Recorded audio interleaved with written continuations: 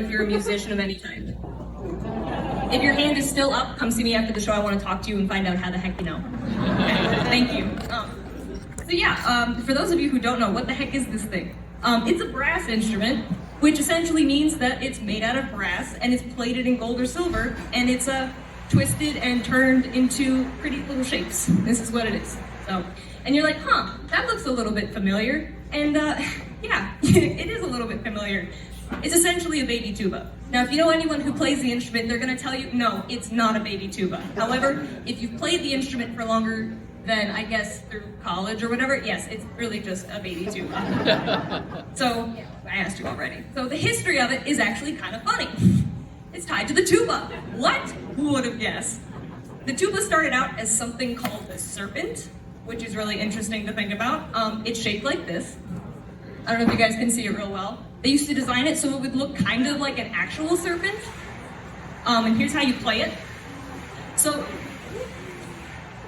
if you can look on the design snake one or where this guy's hands are, you can see there are holes. There are 6 holes in total, and you just cover them up to make different notes, and it's actually pretty cool.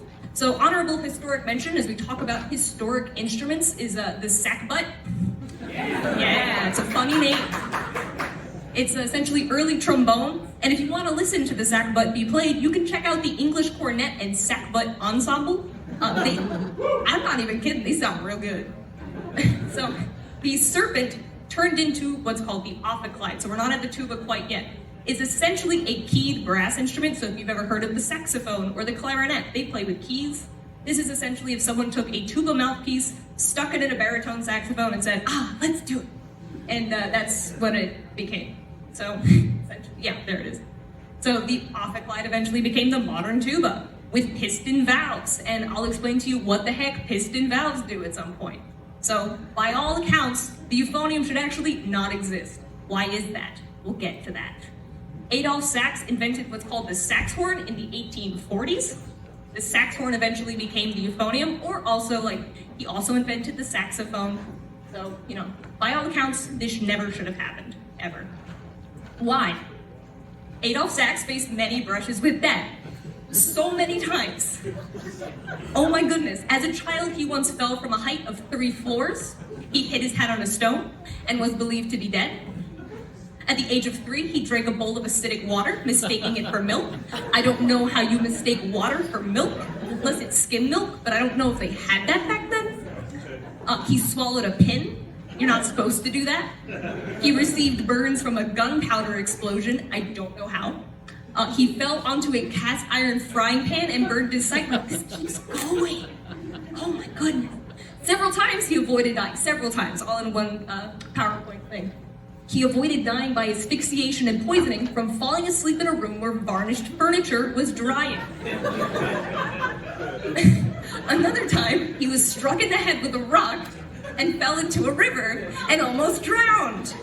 So many times this guy was faced with death, essentially, that even his mother was like, he's a child condemned to misfortune. He won't live. He even had a nickname. His nickname was Little Sax the Ghost. Ooh. So yeah, basically, this thing shouldn't exist, but it does, and I have 2 degrees in it. Less job prospects than a poet, honestly. So I'm gonna play a couple of one thing for you. And as I find, it's right here.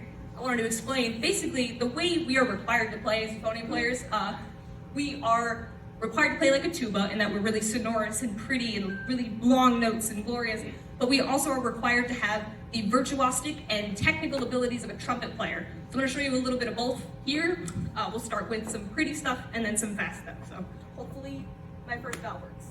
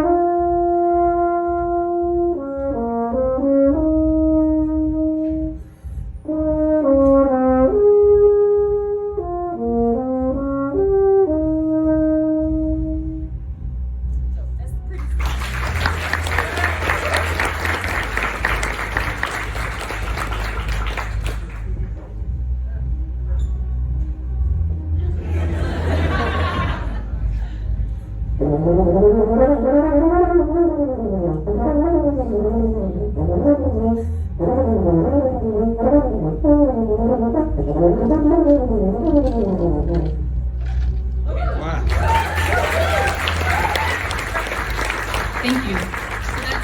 So that's some euphonium playing. I'll put it out here so you guys can look at it more because it's pretty. That's what the euphonium sounds like. And if you think of the first thing that I played where I played it correctly, and I actually, like long notes, pretty notes, sonorous notes, it has a nice, what people describe as round sound. And I just kind of wanted to show you another instrument that's like very similar in range, very similar in like how it sounds. My boyfriend plays it, Frank. He's gonna come out and show you how the trombone sounds. Because he's a professional trombone player. So just coming up.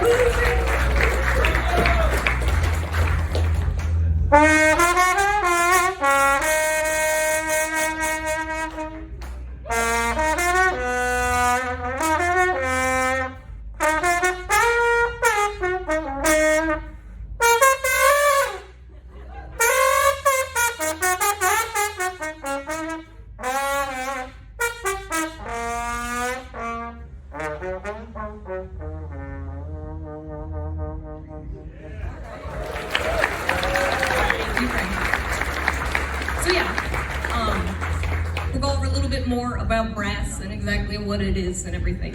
So basically, to make it sound on a brass instrument, you have to make like a horse noise into a metal tube. A lot of people describe it as farting into tubing, and they're not totally incorrect by that. The length of the tube that you're farting into, essentially, determines how high or low the instrument sounds. So the euphonium, if you unwrap it, the trombone, if you unwrap it and lay it all flat on the ground, it's about 9 feet long. So, and then the shape of the tube determines the timbre of the instrument. Yes, it's pronounced timbre. I'm sure you know this, but some people don't. Basically, the trombone, if you could come out for a second and just show people, Frank, you just hold your trombone, like next to my horn. So if you look at the trombone real fast, you can see that it's very cylindrical. A lot of the tubing, as it starts from the mouthpiece out until about here where the bell is, it's all the same. It's a cylindrical shaped instrument. Or if you look at the euphonium and you look where it starts with the mouthpiece and you follow it, it's conical shaped, meaning it slowly gets bigger as it flares out towards the bell. Sorry, I keep pulling the microphone away from my face. So that's that. The different families of instruments sound different because of this. So, you get the euphonium that's conical, the trombone family that's mostly cylindrical, all of that. Oh, the circumference of the tubing helps define the timbre. I made a mistake, whatever. So yeah, this is the trombone family it's cute, they're nice. From left to right real fast, we have the piccolo trombone, which is a joke. We have the soprano trombone, which is essentially a slide trumpet. They use trumpet mouthpieces. It's the same length as a regular trumpet that you would see. You have the tenor trombone, which is what Frank has. You have the bass trombone, which is the exact same length as a tenor trombone. You remember how I said the length of the tubing determines like how low the instrument is? Same length, but it's bigger in the circumference of the tubing and the mouthpiece size, which makes it better for lower playing. And then you have the contrabass trombone. If you can see, that slide wraps around twice. There's a lot of tubing in that. It's essentially a slidey tuba. Like, not joking, it's the same length and everything. I was gonna go into the Harmonic Series. I honestly don't know if I have enough time to do that. I think I'm at 15 minutes, but let's see if I can do this really, really fast. So the Harmonic Series, can you play the Harmonic Series? It's our fundamental pitch and the fundamental pitches that an instrument has without pressing any valves down or moving the slide. So just real quick. He doesn't have to move the slide at all to play that, but that's what the valves do, that's what the slides do. As the length of tubing determines everything we do, pressing a valve down or moving the slide out lengthens the tubing more. So